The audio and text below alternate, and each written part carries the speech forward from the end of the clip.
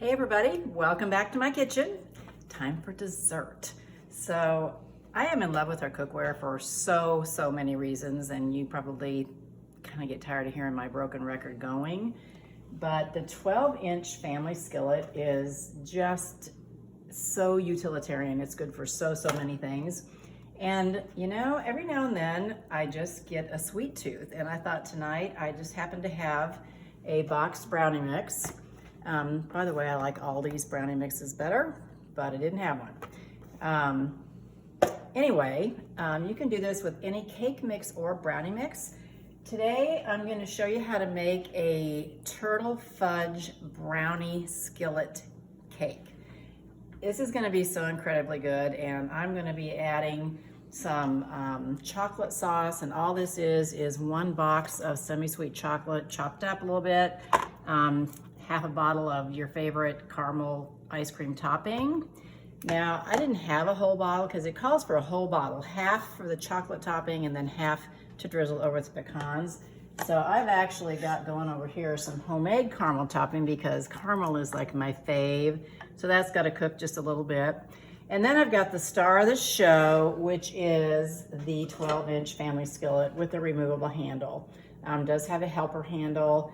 It's just the best big workhorse piece of cookware you'll ever have in your kitchen. And this is my, of course, 2-quart batter bowl. That's another workhorse, by the way. Just one of those everyday unsung heroes, but I love it. And we'll grab the small mix and scraper. I've melted a couple tablespoons of butter in the bottom. Just swirl that around a little bit. And that adds some really good flavor, by the way. This is all about what's gonna be at the bottom of the cake when we're done. So I'm just pouring that brownie mix. Now, I will tell you, I added 1 extra egg to the brownie mix to make it a little more cake-like, but you don't have to do that. You can do, and of course, somebody's gotta lick that, right? When it's all over. I can't do it on video, but yum. All right, so now this is going to the oven. And I wanna show you the coolest thing about these handles. So you put it in the oven, and then I'm just gonna take the handle off. Now these are oven safe, but I can take it off and then put it back on to take the oven out, and I don't have a hot handle to handle.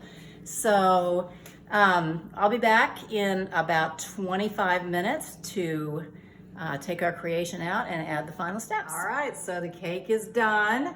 That was about 20 minutes in the oven, and it was so easy to take out because I could just put that handle right back on.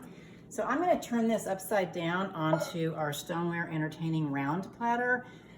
This is known as the chip and dip set, but you can bake whole frittatas in here, you could bake a cake in here.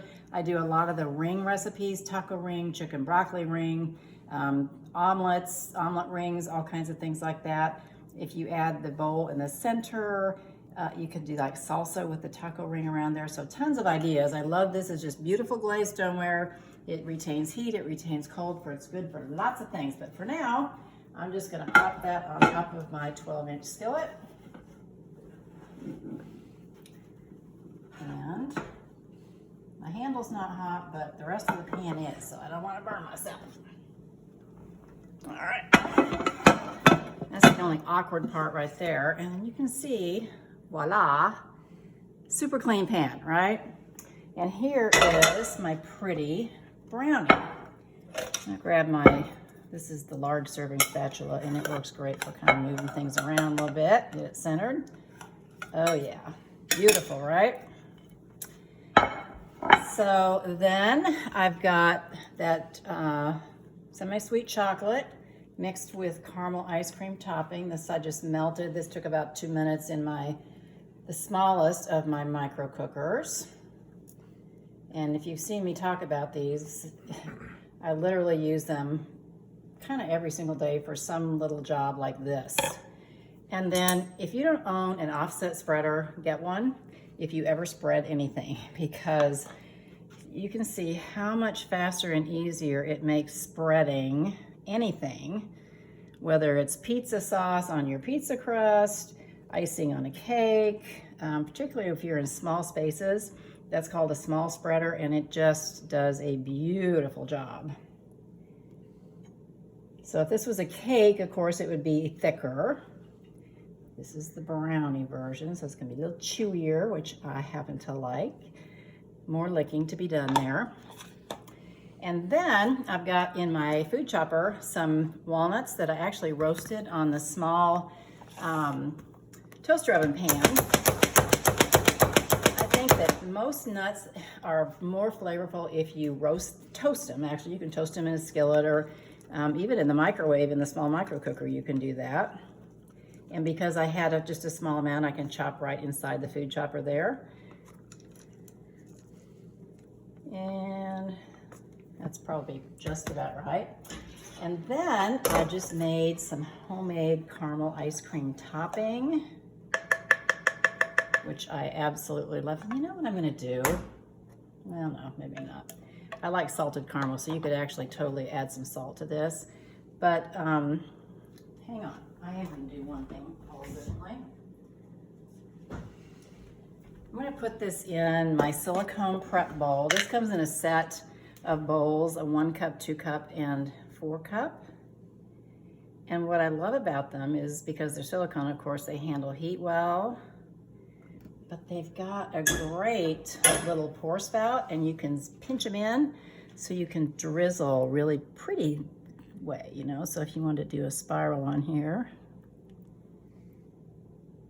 you could do that. I'm not a cake decorator, so no judging. But I really like caramel, so I might just, you know, you have even more. So yeah, kind of spectacular, right? Just imagine serving that warm out of the oven to your family. And then I went ahead and put ingredients for fresh homemade whipped cream. This would be great with ice cream, don't get me wrong, but I don't have any. I did have some heavy cream though, and a little bit of powdered sugar, and literally takes about 30 seconds to create whipped cream in the whipped cream maker. So it's, you know, it's not large batch whipped cream, but a lot of times you just need for your family, 2 cups is plenty.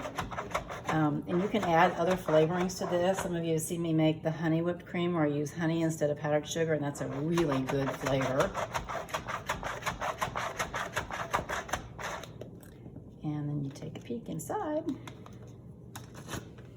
And voila, we got whipped cream, about 30 seconds or less, maybe. And it does, the bottom actually comes off and serves as a lid for the top there too. So if you don't use it all, you can save it for the next day. So come on over, we'll make some coffee and have some dessert. Bye.